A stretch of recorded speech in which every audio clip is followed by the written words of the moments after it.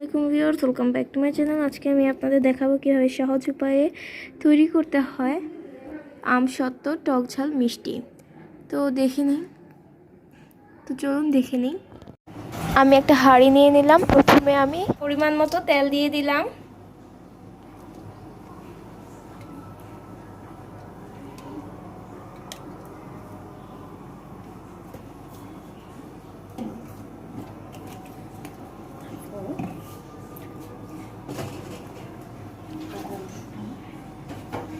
এরপর আমি এখানে দুই টেবিল চামচের মতো আদা এবং রসুন বাটা দিয়ে দিলাম। এরপর আমি অনেকক্ষণ পর্যন্ত নাড়বো।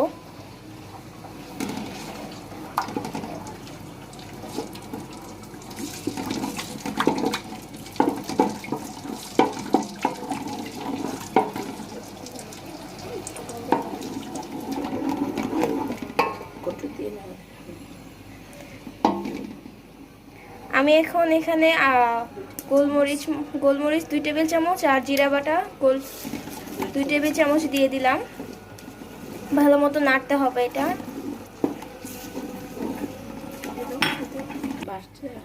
আমি এখানে 25 গ্রামের মতো 5 ফোড়ন বাটা দিয়ে দিলাম। ভালো মতো নাড়তে হবে যাতে কোনো গোটা ভাব না থাকে। আমি এখানে লং, এলাচ, দারচিনি ধুয়ে রেখেছি, আমি এগুলো এখন দিয়ে দিব। আমি এখানে সবগুলো প্রায় 7-8টার মতো নিয়ে নিয়েছি। এখন ভালো মতো এগুলো দিয়ে নাড়তে হবে। খেয়াল রাখবেন এটা যাতে তলায় না লেগে যায়। আমি এখানে দিয়ে দিয়েছি প্রায় 10-15টার মতো শুকনা মরিচ। আমি এখন এগুলো দিয়ে দিব। এটা দিয়ে ভালো মতো নাড়তে হবে। আমি এখানে প্রায় আধা কাপের মতো রসুন নিয়েছি। এগুলো আমি রসুনের খোসা ছেড়ে নিয়েছি, তো আমি এখানে এগুলো দিয়ে দিব। আর এগুলো দিয়েও ভালো মতো নাড়তে হবে। আমি এখানে দিয়ে দিয়েছি পরিমাণ মতো লবণ।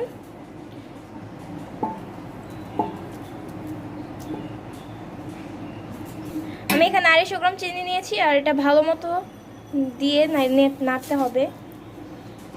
আমি এখানে দিয়ে দিচ্ছি ভিনেগার 1/2 কাপ।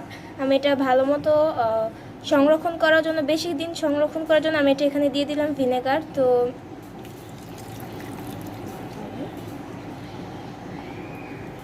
এখন আমি এটা ভালো মতো নেড়ে নিব। আমি এখানে প্রায় 5 কেজির মতো আম নিয়েছি। এটাকে আমি ভালো মতো খোসা ছাড়িয়ে নিয়েছি। দেন আমি এটা ভালো মতো 5-6 ঘন্টার মতো ভিজিয়ে রেখেছি পানিতে, যেন টকটা চলে যায়। আমি এখন এটাকে পানি থেকে ছেঁকে নিয়েছি। এখন আমি আচারের যে মিশ্রণটা তৈরি করেছি, আমি এখন সেটাতে ছেড়ে দিয়েছি। এখন আমি এটাকে ভালো মতো নেড়ে নিতে হবে যাতে কোনো তলায় না লেগে যায়।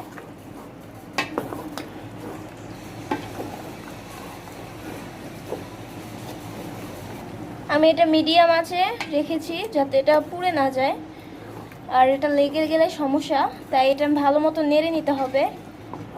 আমি এখানে 5 ফোড়ন গুঁড়া নিয়ে নিয়েছি প্রায় 25 গ্রামের মতো। এখন আমি এগুলো দিয়ে দিব।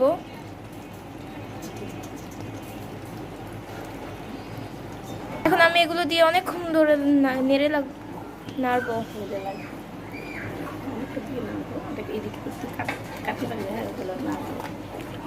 এখন আমি অনেকক্ষণ ধরে নাড়বো।